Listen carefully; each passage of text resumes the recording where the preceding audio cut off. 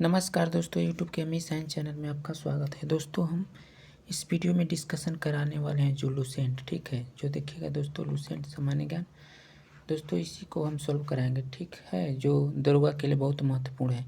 दोस्तों, मैं इसी बुक को पढ़कर दरोगा निकाला था, क्योंकि दोस्तों लूसेंट बहुत महत्वपूर्ण बुक है। आप किसी भी कंपटीशन एग्ज़ाम की तैयारी कर रहे होंगे तो आपको लूसेंट बहुत महत्वपूर्ण है, ठीक है। क्योंकि दोस्तों अच्छे से आप पढ़ लेते हैं तो कोई भी कंपटीशन एग्ज़ाम निकाल सकते हैं।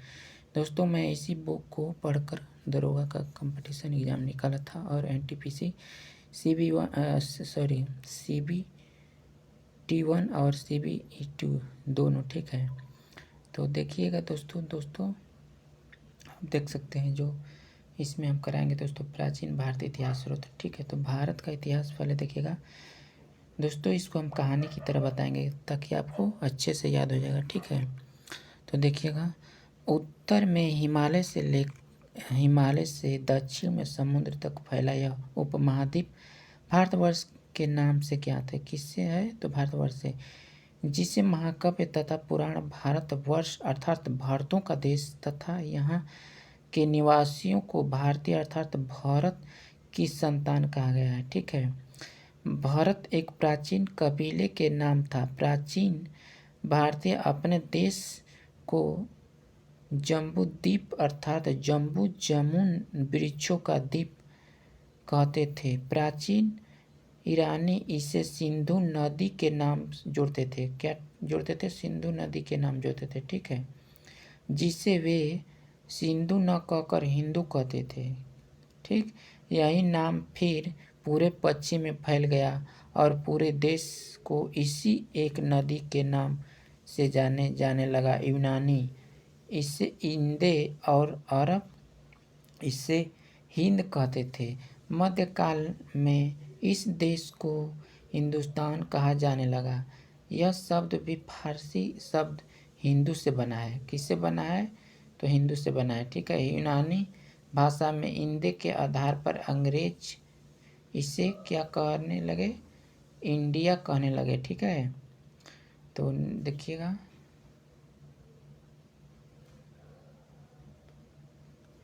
इसे क्या कहने लगे? इंडिया कहने लगे। विंध्य की पर्वत श्रृंखला देश को उत्तर और दक्षिण दो भागों में बांटती है। इस उत्तर में इंड यूनानी परिवार के भाषाएं बोलने वाले की और दक्षिण में द्रविड़ परिवार की भाषा बोलने वाले को बहुमत कहा गया है, ठीक है। द्रविड़ परिवार की भाषा को बोलने वाले को क्या कहा गया है? बहुमत कहा गया है, ठीक है। नोट देखिएगा, भारत की जनसंख्या का निर्माण जिन प्रमुख नस्लों के लोगों के मिश्रण से हुआ है वे इस प्रकार हैं कि प्रोटो अल्ट्रेलाइड और पैलियो और मेडिटेरियन, काकेसायड, निग्रो और मंगोलायड, ठीक है। देखिएगा, भारत इतिहास का अध्ययन की सुविधा के लिए 3 भागों में बांटा गया है। किसमें? 3 भागों में बांटा गया है, ठीक है। प्राचीन भारत, मध्यकालीन भारत, आधुनिक भारत।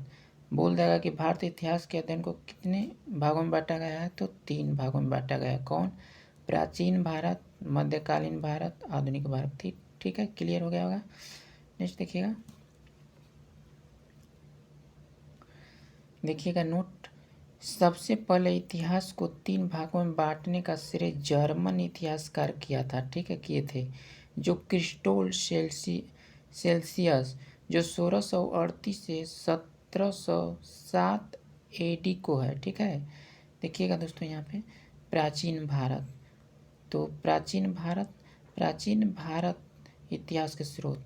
प्राचीन भारत इतिहास के विषय में जानकारी मुख्यतः 4 स्रोतों से प्राप्त हुई। किससे पूछ देगा? कितने स्रोत से? तो 4। कौन कौन? धर्म ग्रंथ, ऐतिहासिक ग्रंथ, विदेशियों का विवरण, ठीक है, और पूरा तत्व संबंधी साक्ष्य, ठीक है। धर्म एवं ऐतिहासिक ग्रंथ से मिलने वाली महत्वपूर्ण जानकारियाँ, ठीक।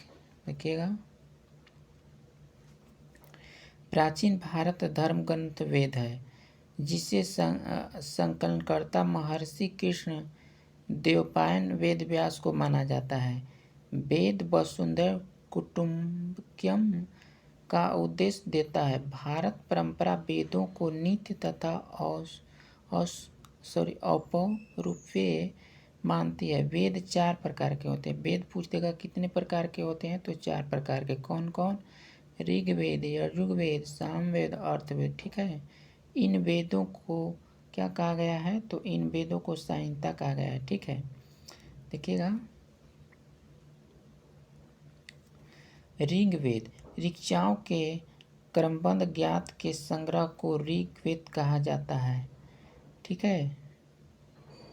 इसमें 10 मंडल, 1028 सूक्त और वार्षिक पाठ के 11 सूक्तों को सहित एवं 1462 ऋचाएँ हैं। ठीक है, सॉरी 10,000 होगा, 1000 नहीं। ठीक है, सॉरी 10,462 ऋचाएँ हैं। इस वेद के ऋचाओं के पढ़ने वाले ऋषि को क्या कहा गया है? होत कहते हैं। ठीक है, देखिएगा दोस्तों, थोड़ा जल्दी जल्दी बताते हैं। ठीक, इस वेद के आर्य के राजनीतिक, प्राणी, इतिहास के, ईश्वर की महिमा के बारे में जानकारी मिलती है। ठीक है। विश्वामित्र द्वारा रचित ऋग्वेद के 3रे मंडल को सूर्य देवता अतः सावित्री समर्पित प्रसिद्ध गायत्री मंत्र है। ठीक है। इसके 9वें मंडल में देवता सोम का उल्लेख है। ठीक, इसके 8वें मंडल में हस्तस्थित ऋचाओं को सिख कहा जाता है। देखिएगा,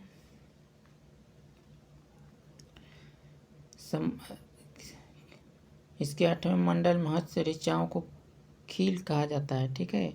चतुर्वेद समाज की कल्पना का आदि स्रोत ऋग्वेद के 10वें मंडल में वर्णित पुरुषयुक्त है, जिसके अनुसार 4 वर्ण ब्राह्मण, क्षत्रिय, वैश्य तथा शूद्र आदि पुरुष ब्राह्मण के क्रमशः मुख, भुजाओं, जंघाओं और चरणों से उत्पन्न हुआ है। ठीक है, देखिएगा।